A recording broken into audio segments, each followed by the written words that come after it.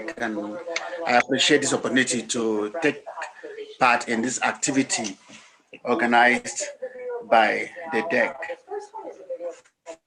I would like to also acknowledge the presence of NAS leadership here at different levels. Because we have just 10 minutes, I would not want to go into mentioning who is here and who is not there. But I would like to say I can acknowledge the presence of everybody who is here, and I would also like to welcome our guests.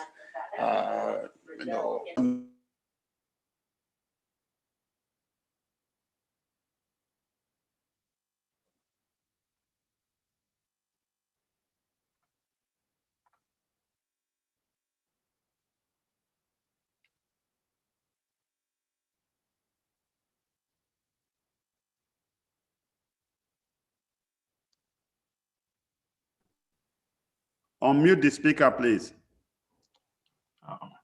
Alex, I think you can go on with. I think you can go on with the introduction. Okay. Okay. We have Dr. Umfuruka Mbadiwe. She's a senior lecturer, College of Medicine, University of Nigeria, Enugu. She's an honorary consultant physician and cardiologist, University of Nigeria Teaching Hospital, Enugu, Nigeria. You all help me to welcome Dr. Mbadiwe from UNTH, Enugu. Everybody.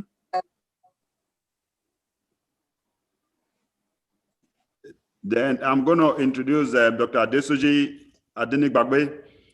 Is going to be the second speaker. He's a board-certified internal medicine physician, also double board certified in pulmonary medicine and critical care medicine. He's an attending physician in Miami. He's got many years of practice in medicine and pulmonary medicine, and he's a preceptor and a teacher to medical students. Thank you very much. You're welcome. So I'm going to turn the mic to Dr. Mbadiwe to commence the presentation.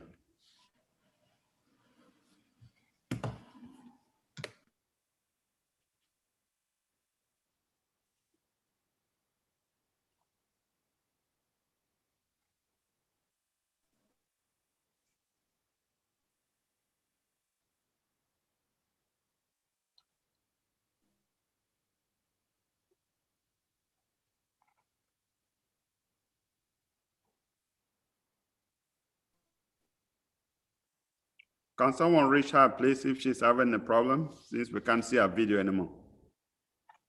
I think she's probably having a network. What we will do after about 2 minutes, if she's having a problem, we'll go to the next speaker and then come back to her later.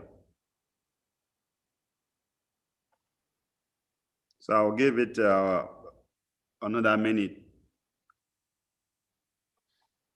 I think she's dropped off. Okay. Can someone reach out on the side? I'm going to turn the microphone to Dr. Adesoji. Okay, she's back. I think she's back. Work went off. I don't know for what reason. I tried to share and it went off. So I want to share my screen again. First of all, I don't know. Can you see it now? Can you see my screen now? Yeah, we can see you. We can see you, but not the screen. What about my screen? Can you? Okay. Okay. No. I'm hoping.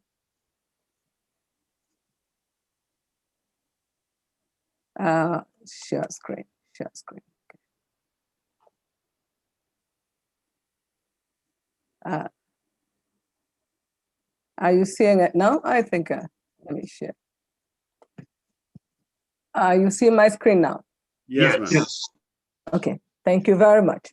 So I'll go back to the beginning. I can start with thank you.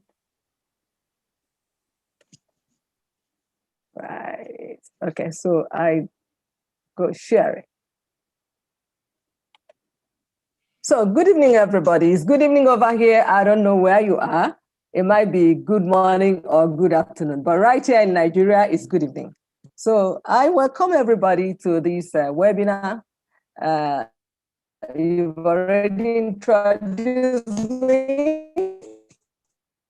I'm a consultant cardiologist at University. Okay, I'm also a lecturer at the University of Nigeria.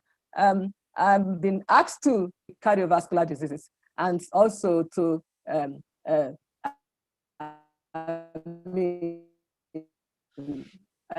make people aware of an epidemiologic aspect of it. And I'm going to follow this outline. I'll introduce this topic, defining cardiovascular diseases, showing some, making a list of some of the diseases so that people will get to know what diseases we're actually talking about. What do we really mean by this cardiovascular disease? And show some examples. And then we'll talk about the disease burden and how much it contributes to death in various parts of the world. And then we might show some regional differences. Okay, so here we go. So cardiovascular diseases is the circulatory system that supplies blood to different parts of the body. Now it consists of the heart, the arteries, veins, and the capillaries. And therefore, cardiovascular disease refers to those diseases that are system. Around the world, for most populations, in the last century, the world has witnessed some dramatic improvements in the health history. And so the life expectancy, which was in the 50s, has appreciated to up to 66 years by 1998. So going by history, the health status and the disease profile of human societies have been linked to the level of their economic development as well as their social organization. Now, due to industrialization, the major causes of death and disability, especially in the more advanced societies, appears to have shifted from predominantly degenerative or chronic diseases and include cardiovascular diseases, cancers, diabetes. This shift has been referred to as epidemiologic transition. However, in sub-Saharan Africa,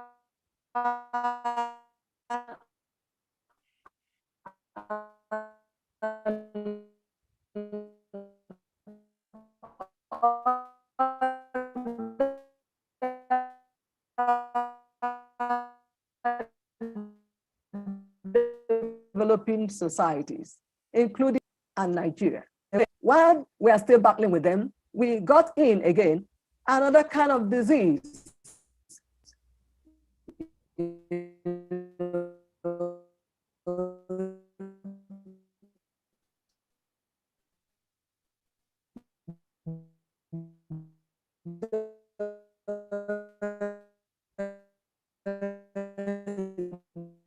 Diseases that were often referred as the Western, predominantly the non-infectious countries, including ischemic heart diseases, cancers, diabetes, hypertension.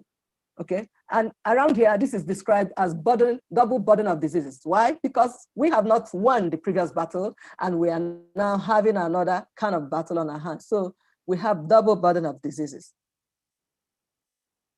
Now let's look at some the types of diseases, cardiovascular diseases.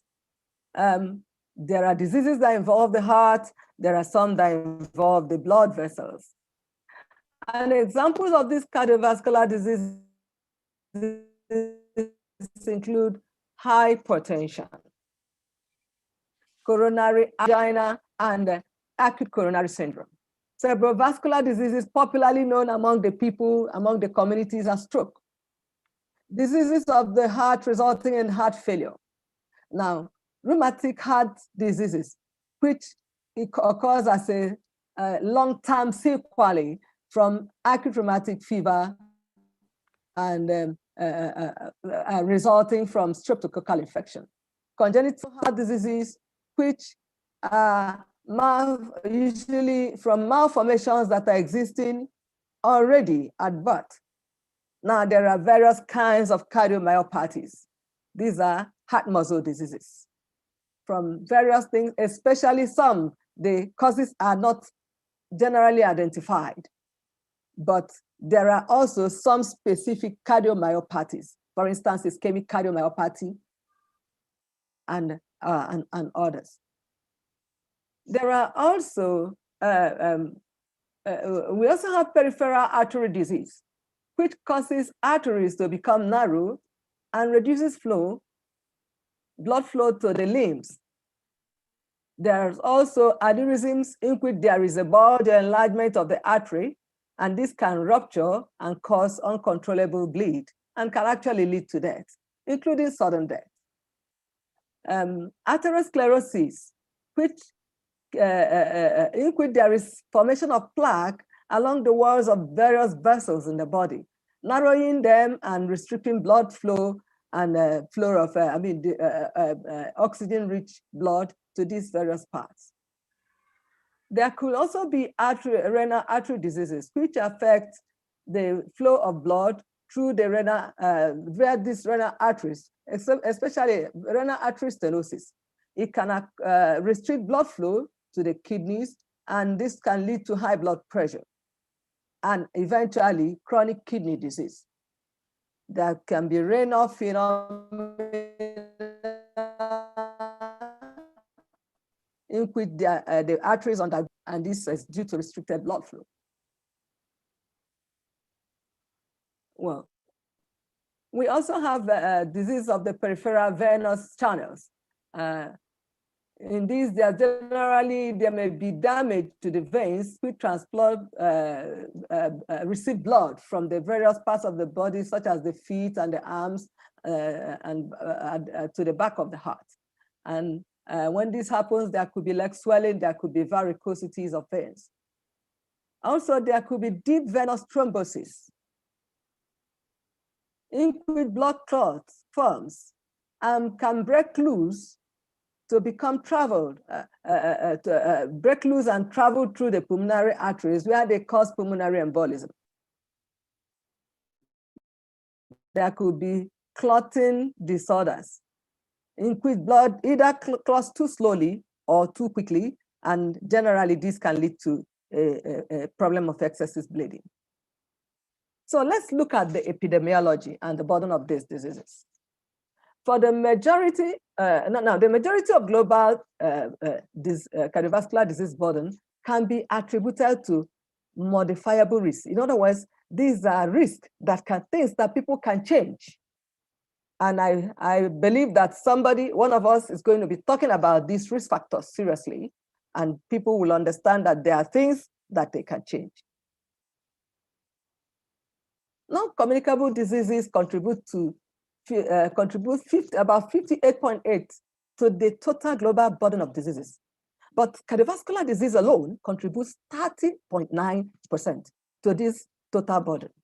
Now, researchers have reported that the lifetime risk of cardiovascular disease is more than 50% for both men and women.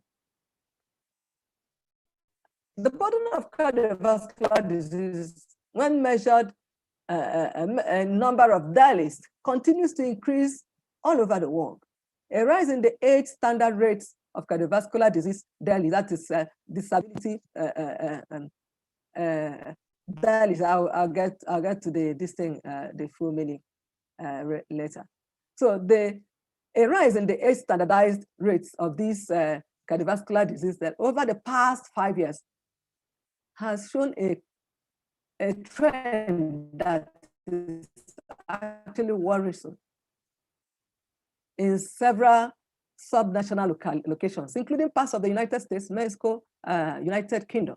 But globally, as at 2019, cardiovascular disease was the underlying cause of more than 6 million deaths occurring between the ages of 30 and 70 years, more than 6 million.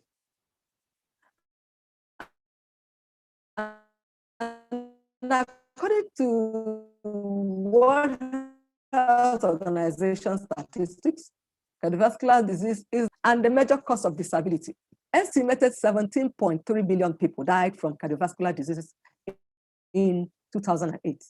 And this represented 30% of all global deaths.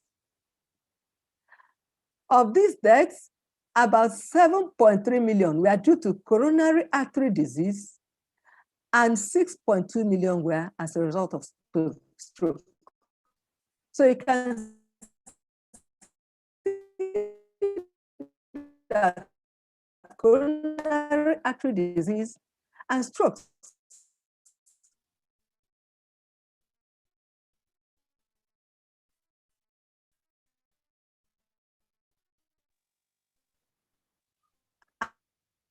are major contributors of deaths. Every time, things that people can start in time to control. Over 80% of cardiovascular disease deaths take place in the low and middle income countries, including sub-Saharan Africa. In 2016, about 17.9 million people died from cardiovascular disease. And this accounted for 31% of all registered premature deaths. Out of these, 85% resulted from heart attack or stroke. Now, these conditions can affect men and women.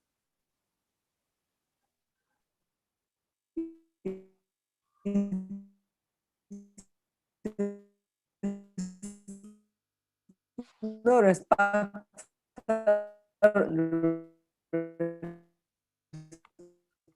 Thank you, Dr. Mbadiwe. Persons, no respect of whether doing what you ought to do, you can be affected. I'll soon round up. I'm about rounding up. So in 2019, CVD was underlying cause of million deaths occurring between the ages of 30 and 70, and 1.2 million deaths occurring in less than 50 years of age. In the United States of America, cardiovascular disease accounted for 34.4% of the 2.4 million deaths in the 2003, and remain major cause of death of health disparities, rising health. But in USA right now, heart disease and stroke are the major components and ranking first and third among the leading causes of death. Are you talking?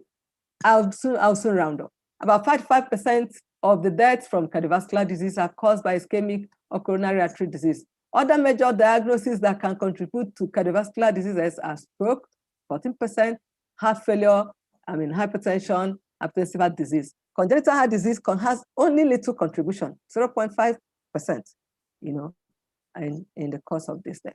And that's the record as at period. Now, this is just a little thing to show the kind of disease that predominates in various parts of the world, but I'll skip that. So in conclusion, cardiovascular disease is now the commonest cause of death worldwide. However, there are many ways to reduce the rising developing this. There are many ways to reduce this rise, or they reduce the development of these conditions. And there are also many treatment options available if they occur. Therefore, the important thing is creating awareness on the risk factors for these cardiovascular diseases, how to recognize when they are present, and knowing what to do when you are experiencing features suggesting of this. Prevention is the key to reducing the incidence and prevalence of this disease. And somebody is going to be talking about this, how to prevent these diseases. Thank you very much. Thank you very much. Thank you, Dr. Mbadiwe, for your presentation. And just a message to everybody, we will get the detail, since there was some, how do I put, internet issues or communication issues during the presentation. We'll get the entire presentation sent on the web later. I'm going to call next on, please, let me just put some housekeeping issues. During the presentation, I'm going to send the presenter when they are 5 minutes into it, 1 minute into it, and when they need to round up. So I'm going to call on Soji, Dr. Soji Adenigbigba to give us his presentation next. Thank you, Dr. Mbadiwe. Thank you. Hello? Can you all hear me? Yeah, we can. Yes, we can. Yeah, so I'm going to actually do more just because of the issues. I don't know, can you all hear me really clearly? I can. Yes, We can hear you loud and clear. Beautiful. My name is Dr. Okay. Desoja Adeni. My colleagues call me Dr. Adeni. Bit of a background, I did my medical training in Nigeria, Ogun State University, Obafemi Awolowo College of Health Sciences. Left there, ended up in the island of Grenada in the West Indies. Taught at the medical school there with Dr. Wobani and other colleagues who were there for about 4 or 5 years, eventually moved over to the US. Did my residency and fellowship, first of all, internal medicine, and then specialty training in pulmonary medicine and critical care medicine at Maimonides Medical Center in Brooklyn, New York. And then moved to Florida about 12 years ago, where I currently practice, currently located in South Florida. Thank you, Dr. Mbadiwe, for that presentation. Going straight into it, I'm going to actually spend the next 10 minutes talking about the risk factors for cardiovascular diseases. These diseases, as mentioned by Dr. Mbadiwe, include the coronary heart disease, which could lead to what we call a heart attack. You know, when you hear people discuss, they talk about plaque buildup in the arteries of the heart. That's what the coronary artery disease is all about. You also have the cerebrovascular diseases, which is stroke, commonly known in the population. And then we have what we call the peripheral artery disease, which is poor circulation in the extremities. So when you hear individuals talk about, oh, my doctor said I have poor circulation in the extremities, that is actually what they're referring to. And then you also have the diseases affecting the large blood vessels, what we call the aorta, you know, that can lead to aneurysm and rupture that Dr. Mbadiwe pointed out.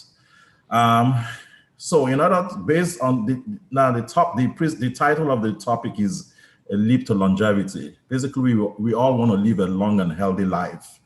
That's the idea behind this presentation. So the best way to do this is, first of all, you need to understand what are the risk factors or behaviors or habits that can put you at risk for heart disease. And once you understand these risk factors, behaviors, then with your physician, you can come up with a plan to tackle these risk factors and ensure that you live a long, healthy life. Now, the way I would like to look at these risk factors, a lot of research has been done in this area, and a lot of the risk factors have been identified. We know them, we know they exist. So what I'm going to try and do is try to make you aware of what these risk factors are. The way I'm going to actually discuss these risk factors, I'm going to divide them into 3 categories. First of all, we have what we call the non-modifiable risk factors. These are risk factors you cannot do anything about. You can't change them, you can't do anything about. So if you have one or more of these risk factors, it becomes important that you pay attention to the risk factors that you can control or you can treat. And I'm going to be talking about those. So we have the non-modifiable risk factors. You can't control those. We have the modifiable risk factors. Those are the risk factors that you can control, treat, and with lifestyle changes, control. And then we have what we call the contributing factors that will increase the potential for the other risk factors to put you at risk for heart disease. So what are these non-modifiable risk factors? These are risk factors that you're generally born with. Can't do anything about them. As we get older, our risk for heart disease increases. Believe it or not, there's really nothing we can do about that, which is why most cases of cardiovascular diseases are in the elderly population, 65 and above. So increasing age is a non-modifiable risk factor. You can't change that. The other risk factor is gender. Males are at high risk for cardiovascular disease than females. Even when females approach menopause, where their risk increases, men still have a higher risk of heart disease than women. You can't do anything about your male gender. You're a male, you can't change that. Family history, genetics, this is where we talk about bad genes. I've encountered patients tell me, I've seen patients do everything right, but still end up with heart disease just because of their genetic family history or background. If you have a strong history of heart disease in parents, you are also at high risk for heart disease. You cannot do anything about bad genetics. The other risk factor you can't change is race. As Blacks, African Americans, and even Mexican Americans, Asian Americans, we are at a high risk of heart disease relative to our Caucasian counterparts. So these 4 risk factors I've just mentioned, increasing age, gender, family history or genetics or race, you can't do anything about. So if you have any of these risk factors, then your risk for heart disease is high. So then you will now have to pay attention to what is it that I can control to make sure that I live a long, healthy life. Now let's talk about those risk factors that we can modify. Smoking, you all can do something about that. You just have to quit, that's it. Smoking is a very strong risk factor for death. If you have 2 patients present to the hospital with a heart attack, one smokes, the other does not smoke. The patient who smokes is at a high risk for dying than even the individual who does not smoke. So that's how strong of a bad risk factor smoking is. Inactivity, you don't exercise, you're fairly sedentary, or based on your occupation, you don't move around. That puts you at risk for heart disease. We all know that regular exercise will reduce our risk of heart disease. Going along with that is obesity and being overweight. The question you ask yourself is, where's the weight? Look at your gut, around the waist. If you accumulate a lot of fat around your waist, that is a very strong risk factor for heart disease. Again, if you exercise, that would help. The question people ask is, how do I know if I'm fat or overweight? A simple way to do that is to measure what we call your body mass index, BMI. There are various calculators online. Simply put, normal is 18 to 25. If your body mass index is between 25 and 29, you are overweight. If your body mass index is 30 and above, you are obese, plain and simple. That's one way to check, which category you fall into. The other risk factor that you can change is, to a certain degree, with medications and lifestyle changes, is high cholesterol. Now, as your cholesterol increases, so does your risk of heart disease. Very important. So it's not only the fact that you have cholesterol, but it's how high it is. Briefly speaking, there are 2 types of cholesterol. There's good and bad, believe it or not. The bad cholesterol is what we call the LDL. You want to keep that low in the blood. The good cholesterol is what we call the HDL. Just simply put, you want that higher in the blood.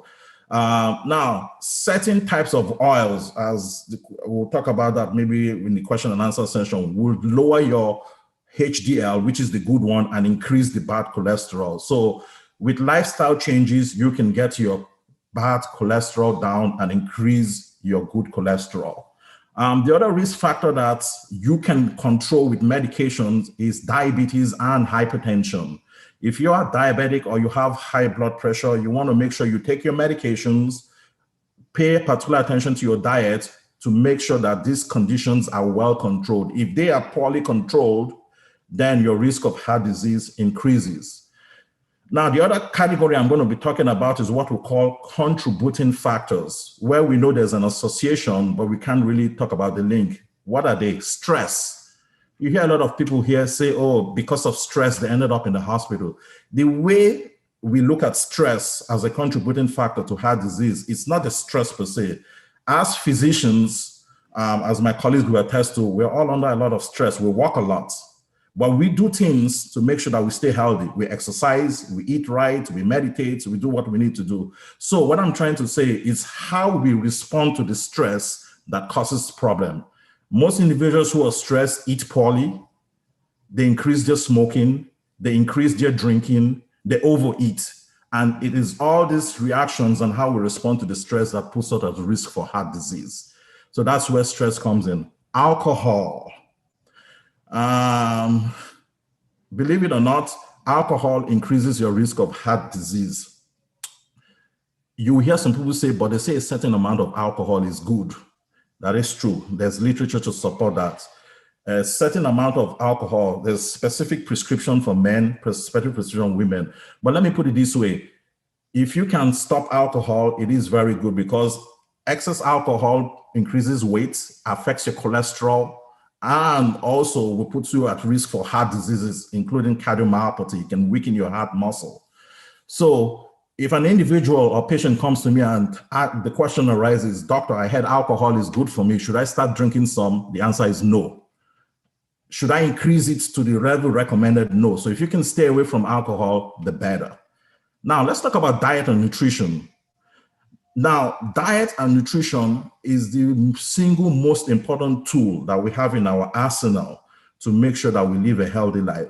Because with a proper diet, you can control your weight, you can control your cholesterol, you can control your diabetes, you can control your high blood pressure. So you see that with this single tool, you can control at least 4 risk factors. So exercise and diet combined with our lifestyle changes will definitely improve your potential to live longer. Now, briefly speaking, how do we know what our risk is? Basically, you calculate everything. The more risk factors you pile on, you're 65 years old, you're black, obese, you don't exercise, you smoke, you drink, you have diabetes, the risk piles on, increases your risk. So together with your primary care physician and your doctor, you can sit down, identify this risk, and see what you can do to modify them. But first of all, knowledge is power. You need to understand what those risks are. How am I doing with time?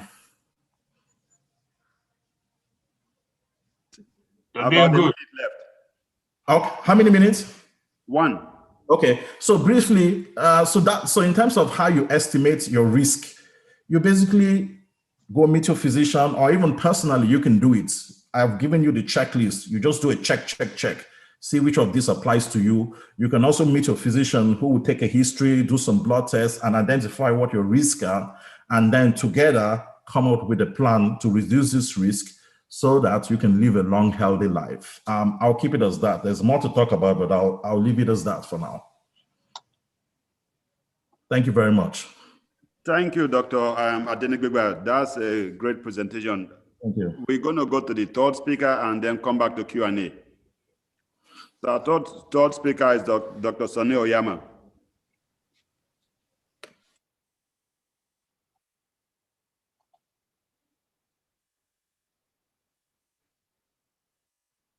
Can we?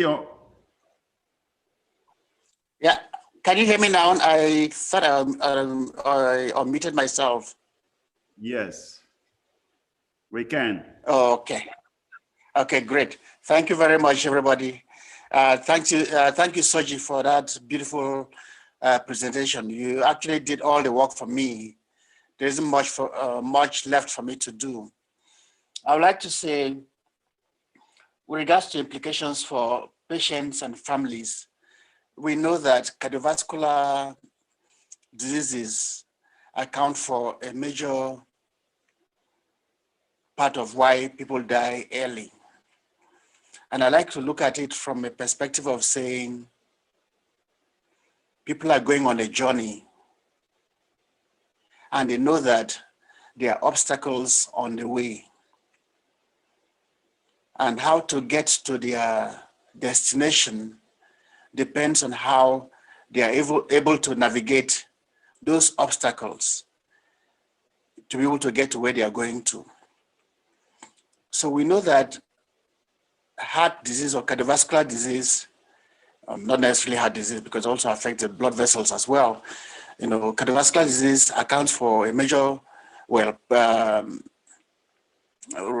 accounts for a major proportion of why our friends, our family members, our loved ones die early. How do we prevent this from happening? Soji already alluded to some of those presentations. Those non-modifiable risk factors we cannot do much about. The modifiable risk factors are the ones that, you know, we like to spend much time on and try to see how together we can create that awareness And in doing this, I would like us to understand that this is not like the lecture where the professor stands in the pulpit and is giving instructions to students down there. No, that's not the idea. The idea in what we are doing is creating the awareness and saying, hey, we are all in this journey together. We have identified from the first speaker to the second speaker, we've identified that, this is a real problem. This is something that is killing us, killing our friends, killing our family members. How do we mitigate this problem? And so it's a collective effort. So this opportunity is for us to reason together, and I'm putting on my family physician hat at this moment to say, how do we put this together in such a way that at the end of this presentation, that we're able to come out feeling better empowered or more empowered, to combat cardiovascular disease risk factors. So if you think about smoking, that to me is a no-brainer. People talk about things like, something's got to kill a man. I've heard that slang, so many times.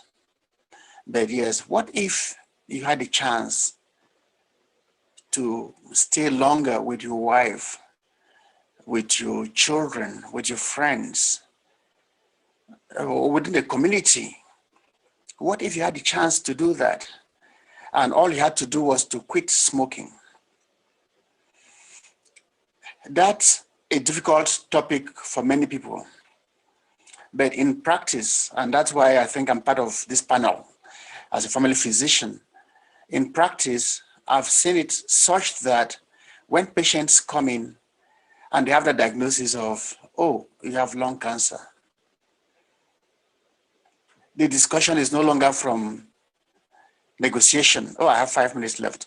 The discussion is no longer from negotiating, like, should I reduce from a pack a day to half a pack a day? It's like saying, no, don't smoke again. So my advice at this moment, also realizing how much time I have left, is to say, for smoking, just say, stop smoking. If you need help, there are lots of help. There's tons of help available. Simple things like nicotine, to Champix, to even laser driven mechanisms, like laser therapy for smoking is there. Laser acupuncture is also there. There's tons of ways that people can quit smoking. And that is just what you need to do to help you live longer for yourself and for your family and for the society. I don't think that's a big deal. The next modifiable risk factor is high blood pressure, which has been discussed already. Take your medications as prescribed. Most medications would be like once daily medications. My experience as a family physician is that patients tend to forget whether they took their medications or not. And that comes from not having regularity with the timing of taking medications. So what I advise my patients, most of my patients, is take your medications at a prescribed time. So as you brush your teeth in the morning, you have that glass of water, take your medication at that time. And it's done with. So you don't have to think and worry about, when you took whether you took a medication or not, and so on. So that's a good tip, a good strategy for you to know how to take your medications. And work with your family physician on the control of your blood pressure. If it looks like, things are not working too good, I encourage my patients to have blood pressure monitors at home. Check your blood pressure readings at home. Just because, you have the white coat syndrome, where people come to the doctor's office and the blood pressure jumps through the roof, but at home, everything is fine. So check your blood pressure readings at home, write them down. Before going to see your physician, take your readings, and your physician will be able to review all of those with you and see if there's if you're on blood pressure medications, if they're actually working, or if there's a need to modify those readings. It might actually be helpful for you as a patient, or let's just say patient, for you to tell the patient, to tell your doctor that, this blood pressure problem is something that runs in the family. Everybody have had like 5-10 family members die of blood pressure problems. Let the physician also have an awareness of the family history, and how this has impacted in the family, because that might, trigger the need to be more vigorous, in reducing that risk of high blood pressure with regards to cardiovascular disease. The next thing I want to talk about is the cholesterol levels, and I'll actually just jump through this. With cholesterol, of course, all of us here know that we have the good cholesterol, which is the high density cholesterol, HDL.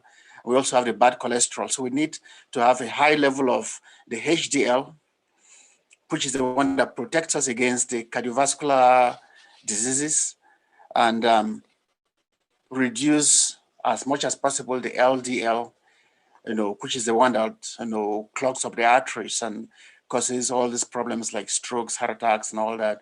And then the triglycerides, which basically refer to fat, just floating right there. This we cannot overestimate. If you know that somebody given to, I had 5 minutes before, probably I have 3 minutes and I'll rush through this. If you're going to eating fast foods, There's 1 minute left. Oh, I thought it was 5 actually. Okay, thank you.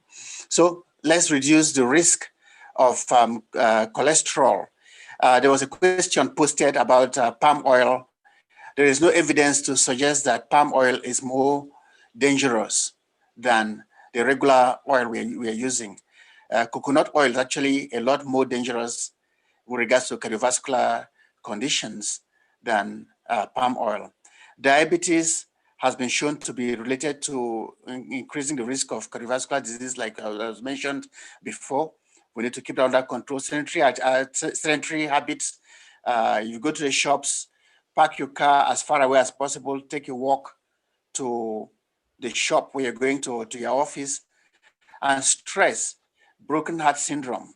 We have all those problems going around now. There's COVID. You can't meet your friends, you can't meet your colleagues, you can't meet, some family members. That all adds to stress. Work out on strategies to reduce the stressors. Thankfully, now we have Zoom, that we can have Zoom meetings. You can arrange relaxation techniques. You can plan to have relaxation techniques. Tony, round up, please. Okay, and I would like to round up at this stage saying I've actually rushed through a few of those factors there, but I thank you for inviting me to participate in this event. Thank you. Thank you, everybody. We're going to move to the question and answer sections. Sonny, I appreciate your presentation so much, but I will ask a question first to both Dr. Mbadiwa and Dr. Adenigbegbe. The cause of death from COVID virus, if we exclude the pulmonary part of it. So based on the presentation today, that be counted under cardiovascular death?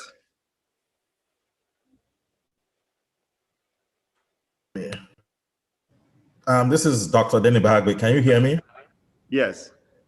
Yeah, so coronavirus, COVID-19, I would say most cases of death, based on my background as a critical physician, I would say most of the cases of death due to COVID-19 is usually due to what I call severe hypoxemia. To the layperson, the lungs get so destroyed by the virus that these patients can't keep the oxygen level up, no matter what we do, even having them on the respirator or ventilator.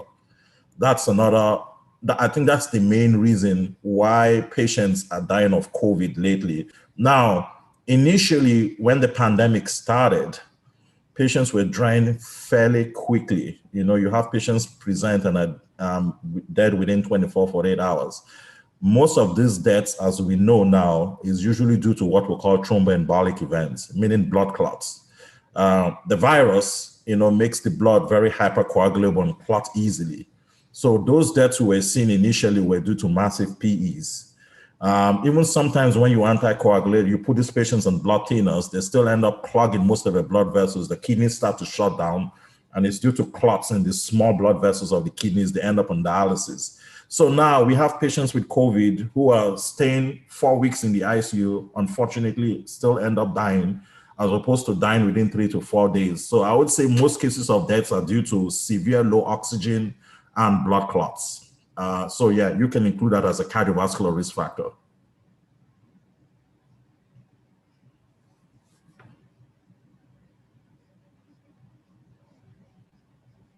I think we unmute Alex. Yeah, Alex, unmute yourself. Okay, I'm going to read the questions online, and as we said, we will try and go through all of them, but if we can't, the other thing is the panelists, can you see the questions online? How do we see that? The Q&A, if you go down Q&A section, there's okay, yeah, I see that. Okay, so that's good, because just in case someone want to write something, we can still do that after the session is over. Okay. But the first question is, does living in a cold region increase the risk, especially when one grew up in a relatively temperate part of the world? I would say, Dr. Maduka, is she still there? Dr. By the way, I don't think I can see her. Either of you could take it, Dr. Oyama or Dr. Adeniyi. I don't know of anything that makes that difference, but you guys could. This is Dr. Adeniyi. I'm not sure of any data or study out there to suggest, you know, that there's an increase of cardiovascular disease, you know, in relative to different climates, you know, different parts of the world. Now, for psychiatric disease, you know, there may be an, but in terms of cardiovascular diseases, however, the only thing I can think of, you know, if you're in a cold part of the world, you're likely, you don't spend much time outdoors, as opposed to, you know, the tropics where you can move around. So I don't know if maybe habits like drinking, smoking, associated with that climate puts you at risk for heart disease, as opposed to the climate itself. I think that's the only thing I can think of. Dr. Yama, over to you. Unmute. Okay, great. I was just going to add quickly that I agree with exactly what you said, what you've said, you know, but I also think that, you know, when you're in Rome, behave like the Romans, like they say, you know. So we have to adjust our lifestyles when we're outside. I'm in Alberta, which is a very cold place, like an extremely cold place to be in, you know. So when you're in a place like this, you need to adjust your lifestyle, your family lifestyle, to something that helps you and the family do well. So let's say you have a basement and you have some exercise machines in the basement. Create a family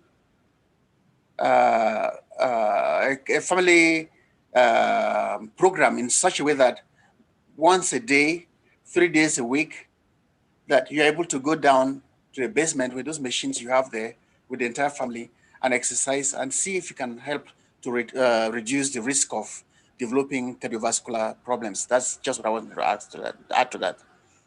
Thank you. The next question is basically, we know that accumulating fat around the belly is an important risk factor for CVD, but is belly fat thickness measurement, is it better than BMI? Dr. Yes. Body fat measurement, the so-called android obesity, for females and for men, there's a particular girth that we recommend that we keep. So yes, fat or visceral fat around the abdomen is actually more important than BMI. My BMI is close to 36, but I work out a lot. So someone who's heavily built and muscular would have a higher body mass index than someone who's not heavily built. So the most important is belly fat or abdominal. That's the key factor. Okay. I'd like to add in there. Sorry? I'll add in there. Okay. A BMI describes generalized obesity, and it becomes visceral abdominal obesity is more implicated in cardiovascular diseases. But generally, overweight, obesity, they're prone to having arthritis, and that is it. Okay, the next question is, thank you, Dr. Mbadiwe. The next question is, if one has been diagnosed with high blood pressure, what are the chances that the diagnosis can be reversed? And what could the patient do in achieving this reversal? Okay. I'm not sure if Dr. Yama wants to take that. Yes, I think it should be. That's a PCP question. Yeah, I can take that. I can take that, Soji. I can take that. Thank you. So that's fine. So what I tell my patients with regards to high blood pressure is that, 3 years ago, when I qualified as a medical doctor, high blood pressure or hypertension was like a disease in that sense. Right now, it's more a risk factor than a disease, they say. So what do you do to keep that blood pressure down so you don't develop other complications? You don't develop a stroke, you don't develop a heart attack, you don't develop other conditions, and so on. So somebody gets diagnosed, somebody comes to your consulting room, and I'm talking as a family physician. Somebody comes to your consulting room, and there's a diagnosis of high blood pressure or hypertension. What I tell my patients is, we need to look at this as a risk factor, which is going to reduce the likelihood of developing other problems. So we need to keep this blood pressure down. Okay, I just lost my boyfriend, I just lost my husband, I just lost a job, it's just stress, it's really nothing, whatever. But we need to keep that blood pressure down till we're able to resolve those issues. So let's get started on medication to help to reduce the blood pressure. In addition to that, we also incorporate other modalities to say, well, do you need to talk to somebody? Is there some stress involved?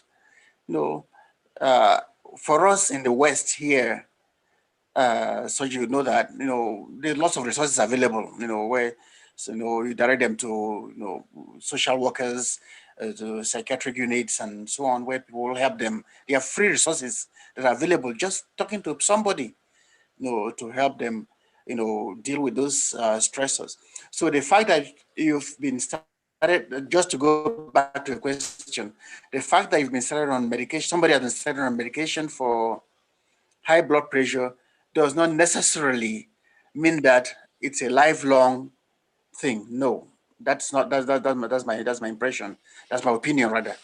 That because you've been on blood pressure medication, if you're overweight, you're not exercising, you were eating junk food, and you turn the page around, you're not exercising 3 times a week, you're eating healthy diets, you're discussing better with your doctor, which is part of what I wanted to mention during my presentation, that you should actually be involved with taking care of yourself Or you ask your doctor, like, hey, doctor, when am I due for my next general checkup? You know, you should be involved, get involved. You know, when was my last cholesterol levels? When were my last cholesterol levels checked? You know, when am I due for my next fasting blood sugar? You know, things like that. You know, you should get involved. If your doctor and we are family physicians, and we know sometimes we get busy, and you also get lazy doctors too in that sequence, that you should be able to push your family physician a little bit to say, can you remind me of when I'm due for when I'm supposed to do the next checkup? Thank you, Dr. Sonny. I'm going to go through some of the questions and just answer them. We are getting towards the end of the presentation. Okay. And sorry, Dr. I wanted to add something about diagnosis. Over here, when we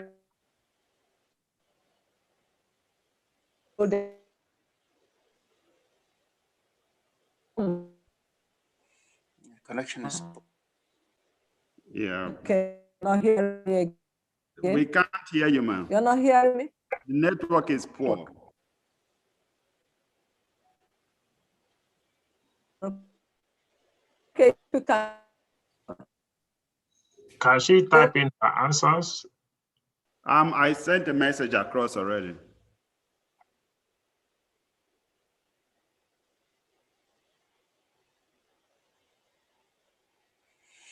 Go ahead, network. Okay, so going through the Please go ahead, network is going through some of the questions. Issues in terms of what food is high in HDL cholesterol. That is, I don't think it's meant here. That is a nutritionist issue. We're going to go through them. The next one is what type of oil. The data shown so far is just the palm oil is not different from other oils. And I could let Dr. Suji Adengbugba to give a statement. If you could, I'll read the question again, Dr. Suji. In view of HDL and LDL, which of these would you recommend we encourage? Palm oil, groundnut oil, all these oils. Okay. Go on. Thank you. So concerning oils, the way I like to, so concerning the oil that we get from palm, which is the oil palm 3 in Nigeria, please pay particular attention to the semantics. There's palm oil and there's palm kernel oil. Very, very important. Palm oil is the red brown oil that we know of. That is 50%. Now, generally speaking, saturated fats are not good. We can delve into a little bit and say some may be good, but just generally speaking, the lower the saturated fat content of an oil, the better. And the way you know if an oil has saturated fat is the more an oil becomes solid at room temperature, like coconut oil, you leave it at room temperature, becomes solid, you know it has a lot of saturated fat, as opposed to the vegetable oils that have very low saturated fats that are liquid at room temperature. So generally speaking, that's why olive oil, granola oil is very good, because it's just about 14% saturated fat at room temperature. So that's why it's very good. Now, palm oil, which is the red oil, is better than palm kernel oil. Palm kernel oil is white. That has about 85%. It's just like coconut oil. The palm oil that they are indicating that is good has 50% saturated fat. So in terms of that, it is better in terms of its saturated fat profile relative to the palm kernel oil. But if you had to choose an oil, they recommend non-tropical oil. The oil that we talk about, the palm oil, the palm kernel oil, coconut oil, are called tropical oils. They have a certain degree of saturated fat, 50% and above. So olive oil, granola oil, which is the vegetable oil, which is about 14% saturated fat, is the best of the oils. But where we come from, we still have to use our red oil. It's 50% saturated fat. It is still good. It's way better than butter. But again, limit your consumption. That's the key. Thank you, Dr. Adengbugba. Thank you. We're going to run through some of them and see which ones. Regards to BMI, we've talked about that already. COVID, we've talked about COVID. we talked about the blood pressure reversal and the same thing with diabetes reversal. Basically, Dr. Oyama said, it's not about the diagnosis, it's about what you do regarding the risk. If you consistently know that I have to exercise 4 or 5 times a week, that's what drives it. The title of the diabetes or the blood pressure doesn't really matter to me, because if you focus on how to reduce your risk factor, that diagnosis could fluctuate. But there are the non-modifiable risk factors that you don't have a chance. As you're 65, atherosclerosis will continue. So then, so both the next question is the same thing tied to BMI. So I'm just making sure everybody is addressed. Constant low body temperature is direct. We've talked about that. Why of cardiovascular disease than women? That's why, as a man, your risk is, if you put in points, that is the point just being a male. Then another point, if you're a black man, are sharing a risk of these diseases. Oh, doctor, I know you're internist, so let's discuss this part. Are sharing a risk of these diseases, which I feel there's congenital and non-congenital. There's obesity in pediatrics now, so let's address this. Dr. Soji, start before Dr. Oyama.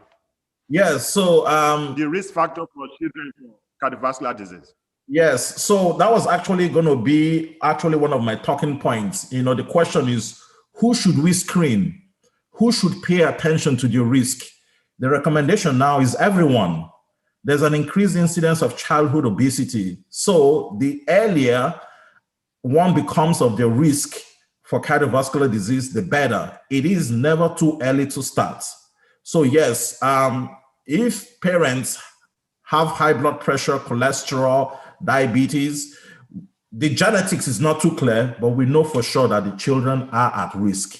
And then with the changes, with the westernization coming into our part of the world, we're beginning to see an increased incidence of childhood obesity. So obviously the risk increases and starts right at childhood. So guess what?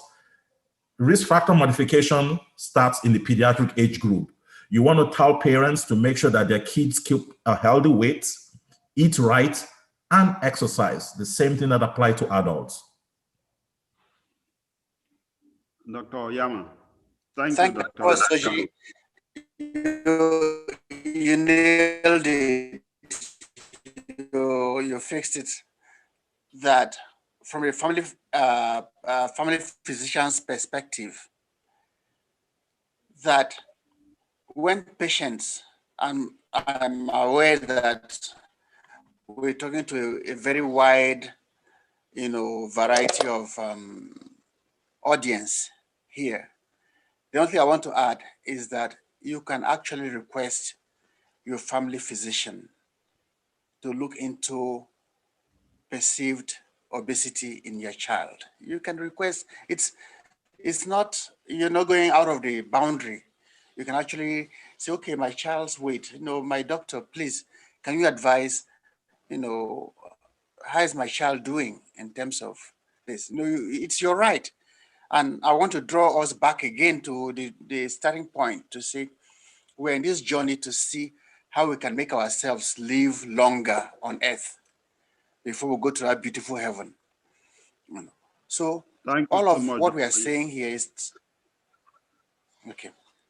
Sorry, finish your statement. Yep, carry on, Alex. Carry on. Okay. Yeah, so all we're doing here is creating that awareness, and we have to build on that awareness. Apart from this webinar we're having here, we should share this amongst our friends. And okay. Thank you so much. I would like our national president give us a closing remarks, Mr. Abiola Owaje.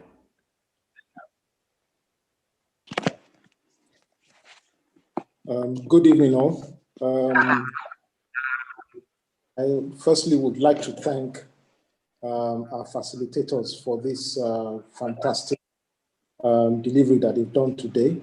I personally have learned quite a lot. Obviously, we keep hearing cardiovascular issues and so on, but as lay people, some of these things often go over the tops of our heads. But listening to these various experts speaking on this topic has given a lot of insight to what one can do. And even those of us that are not living as healthily as we would like to can pick up one or two things from this and know how to adjust our lifestyles and ensure that we continue to have a much more healthier future ahead of us. So I'd like to thank them very much for this topic that they've dealt with so fantastic in a way that they've broken it down for everyone to really understand what's going on.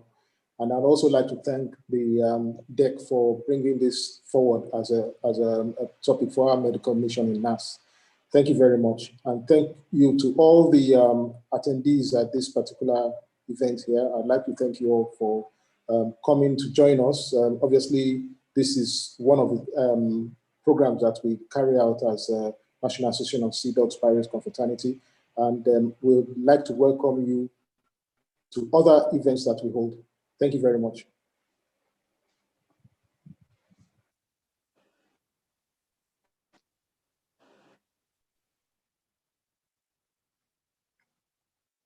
Alex, unmute yourself.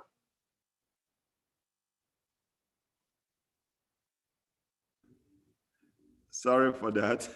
I want to thank the host, local chapter president, Dr. Wambani, for putting this together, and the panelists for their presentation as well.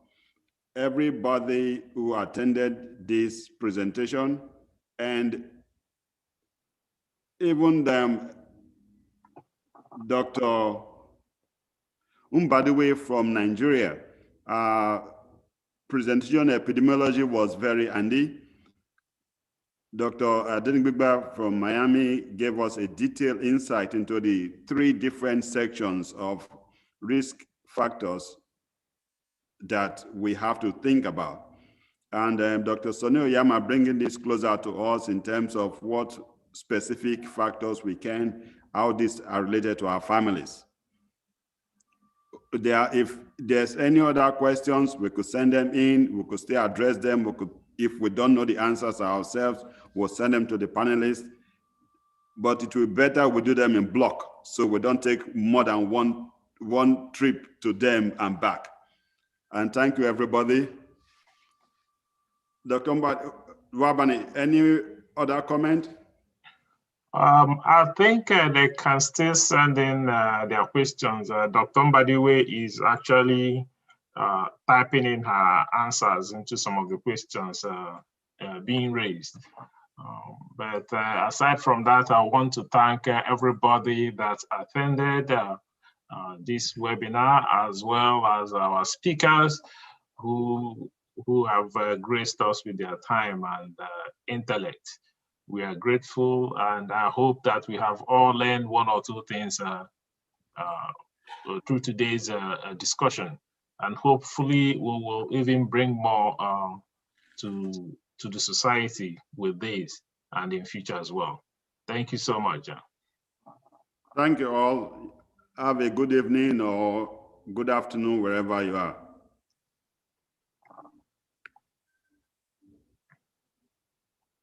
That's the end of the meeting.